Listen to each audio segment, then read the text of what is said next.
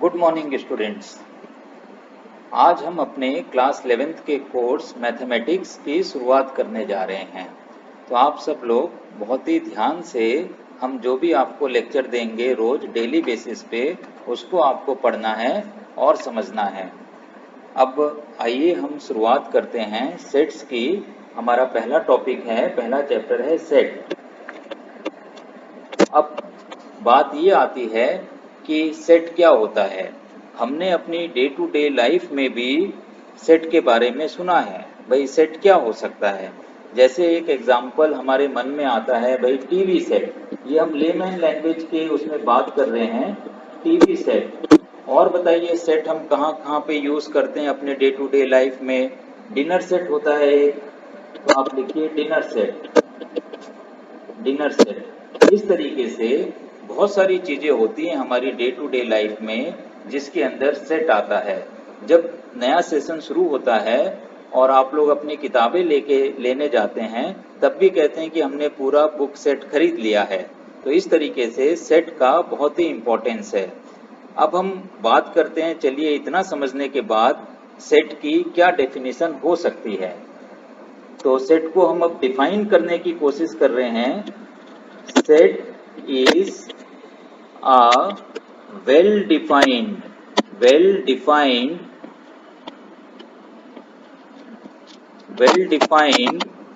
collection of objects.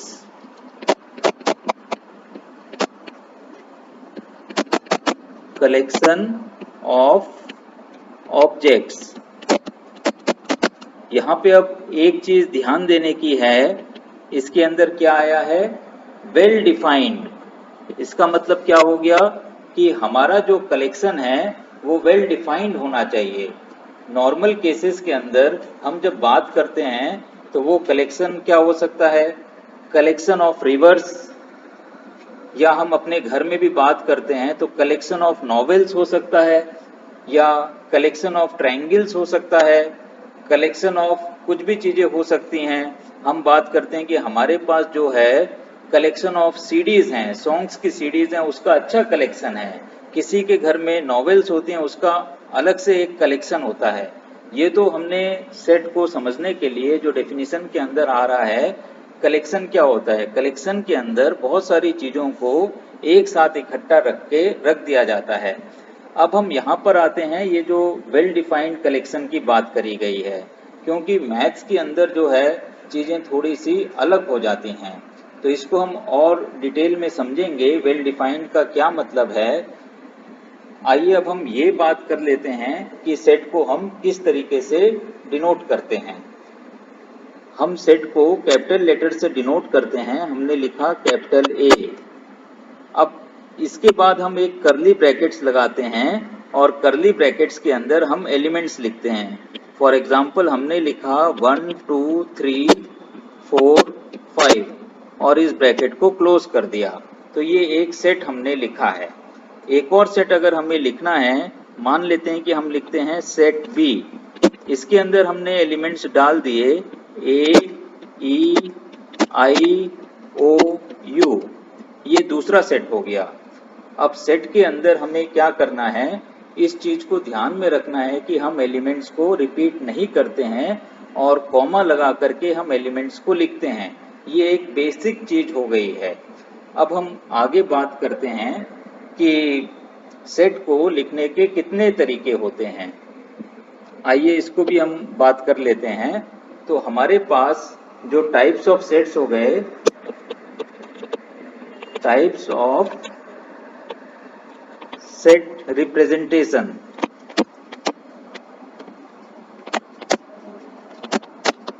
सो दो चीजें हैं हमारे पास। पहला आपका है रोस्टर फॉर्म या टेबुलर फॉर्म। रोस्टर फॉर्म और टेबुलर फॉर्म। और दूसरा होता है आपका सेट बिल्डर फॉर्म।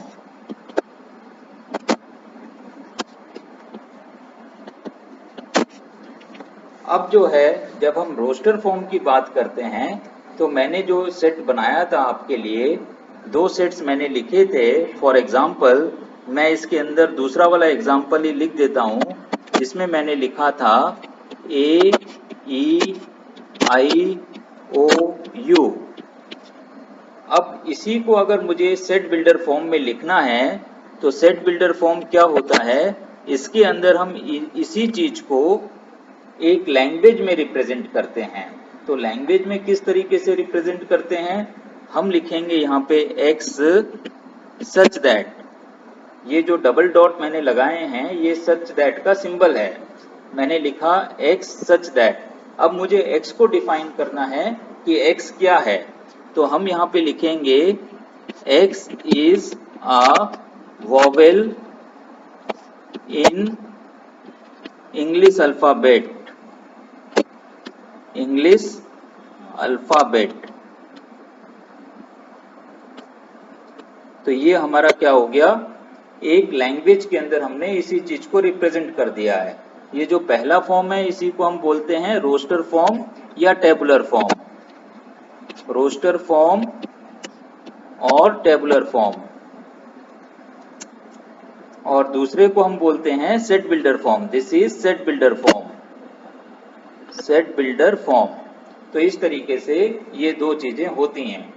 आइए अब हम कुछ जो मेन सिंबल्स हैं मैथमेटिक्स में आमतौर पे यूज होते हैं उनकी बात कर लेते हैं।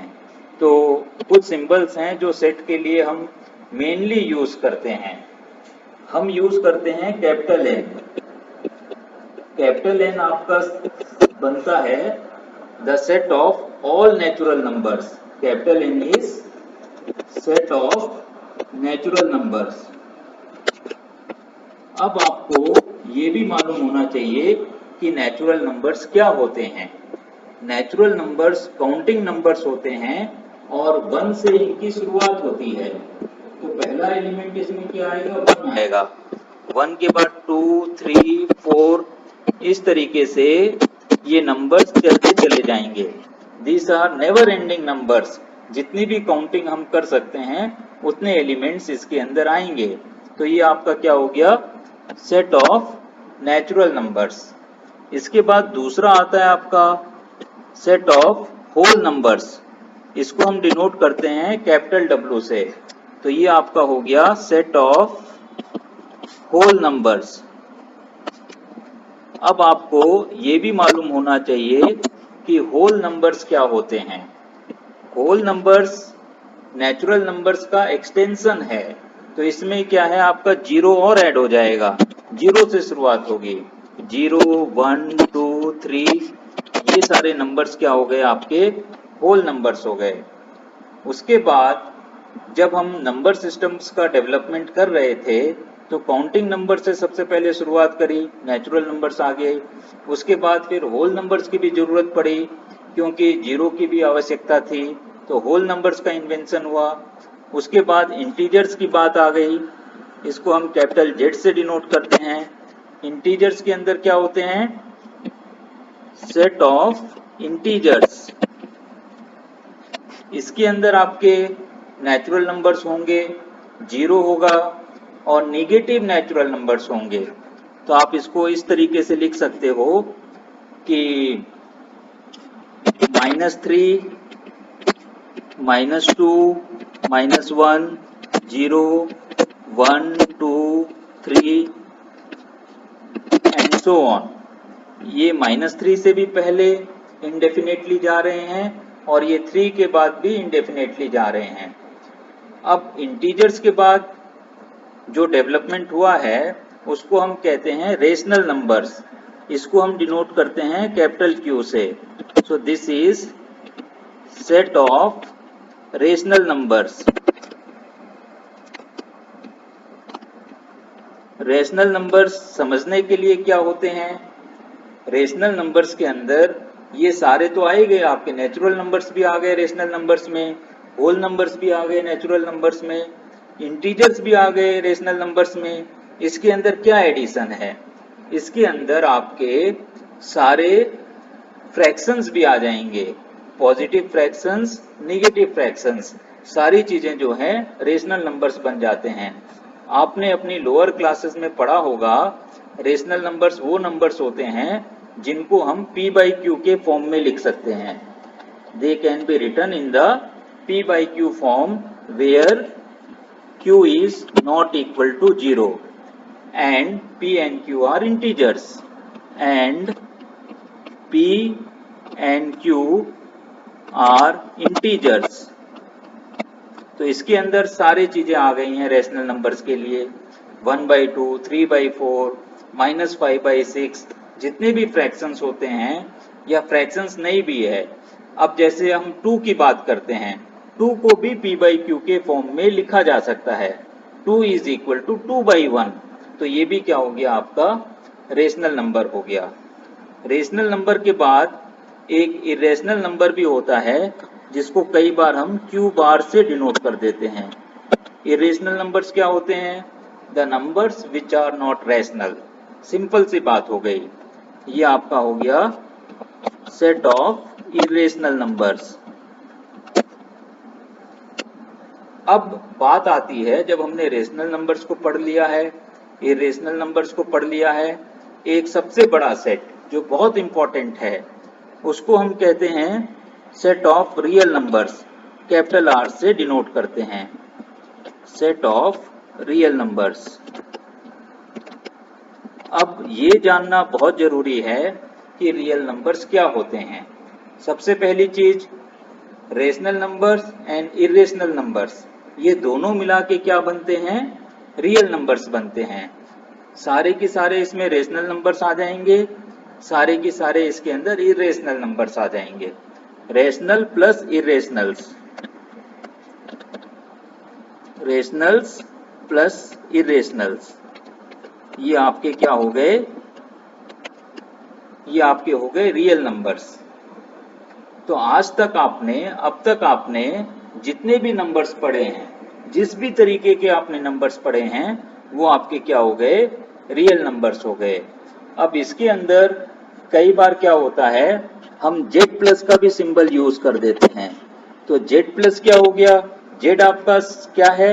Set of integers. लेकिन जब हम Z प्लस की बात करेंगे तो ये आपका हो जाएगा set of positive integers, positive integers. इसके अंदर आपके ये जो नेगेटिव वाले नंबर्स हैं, -1, -2, ये सारी चीजें हट जाएंगे। इसी तरीके से हम एक R प्लस को भी डिनोट करते हैं। This is set of positive real numbers, set of positive real numbers, positive real numbers. तो ये R प्लस हो गया। तो ये मेनली वो सिंबल्स हो गए हैं जो हम डे टू डे लाइफ में यूज करते हैं। चलिए अब हम बात करते हैं, दो सिंबल्स भी हम इसके अंदर यूज करते हैं। एक सिंबल आपका होता है बिलोंग्स टू का, अभी हम इसके बारे में भी चर्चा करेंगे। ये जो सिंबल है इसको हम कहते हैं बिलोंग्स टू। अगर हम इसी को क्रॉस कर देते हैं, कट कर देते हैं, तो इसका मतलब होता है डज नॉट बिलोंग टू।